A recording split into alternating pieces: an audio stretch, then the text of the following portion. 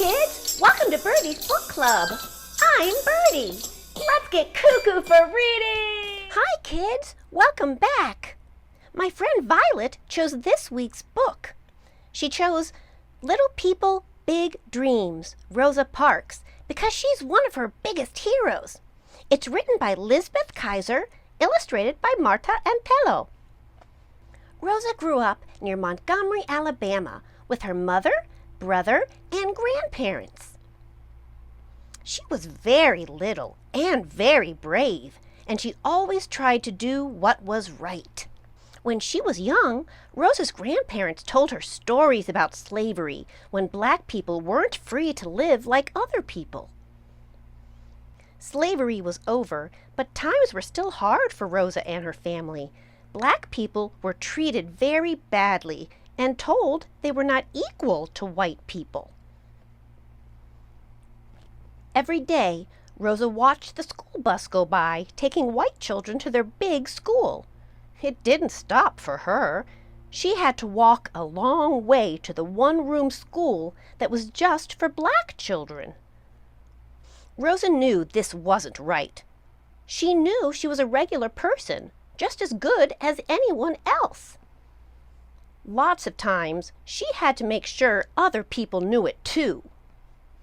When Rosa grew up and got a job in the city, she couldn't use the same doors, elevators, bathrooms, or water fountains as white people. She could ride the bus, but she had to sit in the back. Her life was full of rules that she knew weren't right.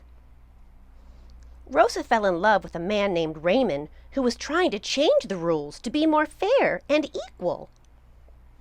Soon, Rosa started working too, trying to get more rights for black people and help for those who were treated badly. She worked day after day, even when it seemed like nothing would ever change. On her way home from the city one day, a bus driver told Rosa to stand up so a white person could take her seat.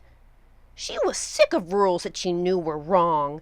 She thought, enough. She said no. Rosa was taken to jail. She wasn't scared because she knew that what she was fighting for was right. When Rosa came home that night, she talked with her friends and family about what to do.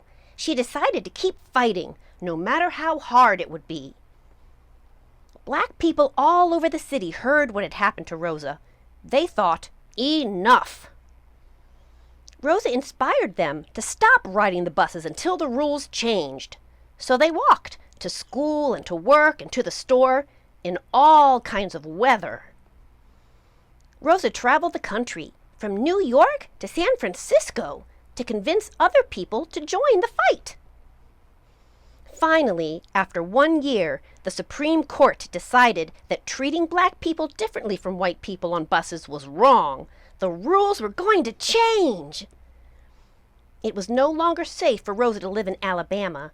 She moved to Detroit and fought for fair schools, jobs, and houses for black people. She fought for voting rights, women's rights, and the rights of people in prison. When Rosa was an older woman, she was given awards and told she was a hero. But she knew who she was. A regular person, just as good as anyone else. She had work to do. The end. What would you do if you saw someone being treated unfairly? Why is it important to treat all people equally? Can you think of another example of someone fighting for what is right? Thanks for choosing that book, Violet. Okay, kids, that's it for today. Remember, keep getting cuckoo for reading! Bye, bye.